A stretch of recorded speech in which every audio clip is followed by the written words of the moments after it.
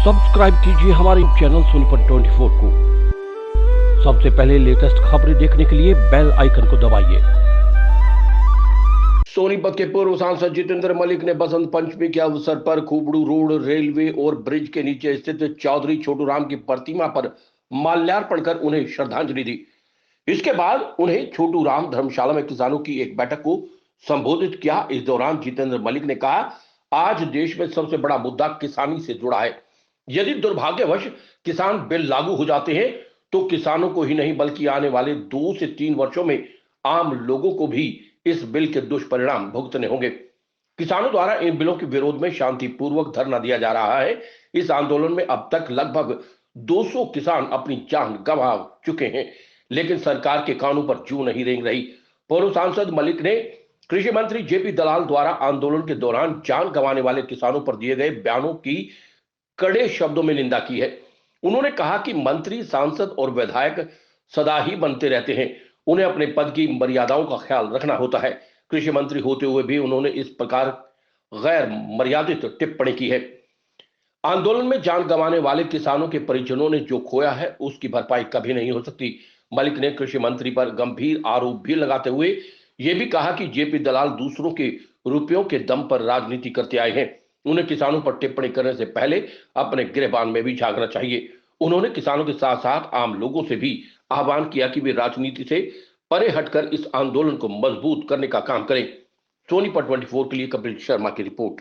आज माल्यार्पण पे चौधरी छोटू राम जी के दीनबंधु दीनानाथ जी के उस प्रोग्राम पे आज यहाँ जाट धर्मशाला में सारे साथी इकट्ठे हुए हैं। और आज देश के अंदर सबसे बड़ा अगर कोई मुद्दा है वो किसान का MSP के रेट पर जो किसानों की मांगे सरकार की, जो सभी देख भी रहे हैं कि जो सरकार की संवेदनशीलता जो है वो ख़त्म हो चुकी है। रही जहाँ तक किसानों की बात, मैं एक चीज़ कहना चाहूँगा, खाली किसान के ऊपर बात नहीं। ये ठीक है कि इस किसान बिल जो कृषि बिल है इसका किसानों पे भी आएगा उस वर्ग के ऊपर भी जोर आएगा इसका बाद में 2-3 साल के बाद, अगर ये दुर्भाग्य से अगर ये लागू होता है। जो मिडिल क्लास है, लोअर क्लास है, उसके ऊपर भी इस चीज़ का प्रेशर आएगा। और जहाँ तक किसानों ने, मेरे ख्याल इतिहास के अंदर जहाँ तक मेरे को जानकारी है, इस तरीके का आंदोलन ना होगा जिसमें शांतिपूर्ण तरीके से 200 किसानों के करीब मौतें हो चुकी हैं, शहीद हुई हैं उनकी। लेकिन सरकार के किसी भी प्रकार के जूं कान पे सरकार की नहीं रही है। ये सरकार किसान विरोधी नहीं है, ये तो समाज को बांट के अंग्रेजों की तरह राजनीति का अपना सरकार को चलाने का काम करती है। रही बात, मैं किसानों से भी अपील करना चाहूँगा और किसान साथी लगे भी हुए अपनी हर एक तरह की राजनीति पार्टी से ऊपर उठकर उन्होंने संघर्ष कर भी रहे हैं और भी आगे करते रहना चाहिए। जहाँ तक हमारी निजी तौर पर बात है, भाई मैं किसी राजनीति फिलहाल ना किसी दल में हूँ, लेकिन मैंने अपने साथियों से भी अपील कर रखी है और आगे भी रखेंगे। किसी भी तरीके की किसानों को अगर हमारी जरूरत पड़ती है, हम आगे तक पर तैयार हैं।